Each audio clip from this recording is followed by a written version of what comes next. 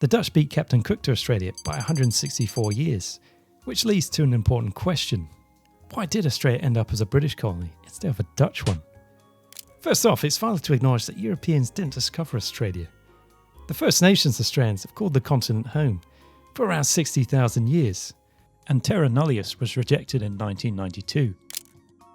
However, European powers have spent most of the last 500 years travelling the world for resources and putting their flags in other people's land. There are claims the Portuguese reached Australia early in the 16th century, but historians are split on this, with many saying the evidence is a bit iffy. The first confirmed arrival of Europeans was in 1606 with Dutchman William Janszoon. He landed up here and found an idyllic paradise with complimentary welcome beers. Actually, he didn't. But he was confronted with a load of swampland. This was bad news at a time when tropical diseases and mosquitoes killed many Europeans. But the main reason the Dutch left, before exploring thoroughly, was a deadly collapse in relations with their indigenous Wik people. Stuart Hartog next made an accidental pit stop in Western Australia in 1616. He looked around for a bit, made an engraving recording his visit, then got on his way. This soon became a vital route for the Dutch, or more specifically the VOC, on their way to their spice colonies in what is now Indonesia. They soon learned they could halve their travel time by using the fierce southern winds before turning and slingshotting past Australia. But there was a massive problem. Western Australia's reefs extend way out into the Indian Ocean. The first of many ships to get screwed over by this was an English one, the Trial, in 1622. Its captain had got hopelessly lost trying to follow the Dutch route and smashed into a reef once night fell. Worse still, the captain was one of the first to abandon ship, diving into the Trial's skiff, leaving his crew to fight over limited places on the ship's longboat. In a hideous mudslinging aftermath, claiming the land wasn't exactly the main concern.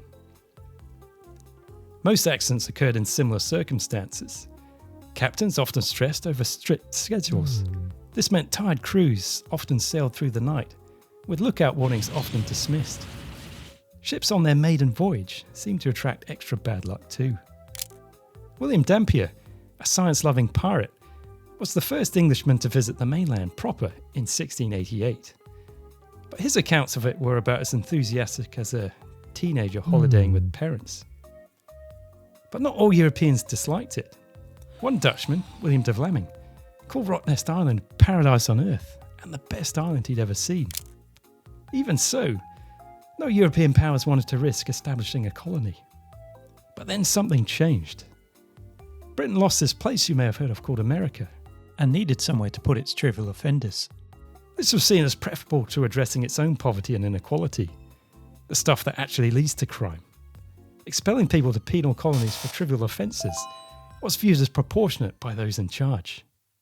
Enter one Joseph Banks, a well-groomed celebrity botanist at the time, and his bumbling sidekick, Lord Sandwich. Yes, the one sandwiches are named after. Banks wanted to develop a colony in Australia more than anyone. He had visited the continent in 1770 with Captain Cook, when the continent's east was mapped and for some reason named New South Wales. But Banks produced glowing reports about what he saw and any future colony's prospects. Crucially for the British, a colony would get up the noses of the French, who were snooping around the Pacific themselves. Banks and Lord Sandwich worked to make sure a colony got the green light from Thomas Townsend, who also had the title of Baron Sydney. You can start to join some brown-nosing dots now. Banks and Sandwich got the approval, and in 1788, a British settlement was established by the arrival of the First Fleet.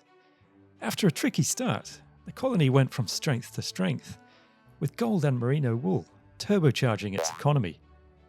But it all could have been different had the Dutch pioneers found spice in Australia.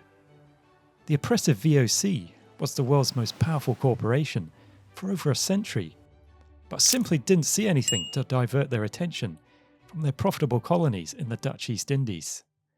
Shareholder dividends were the VOC's top concern, with science and exploration much further down its list of priorities.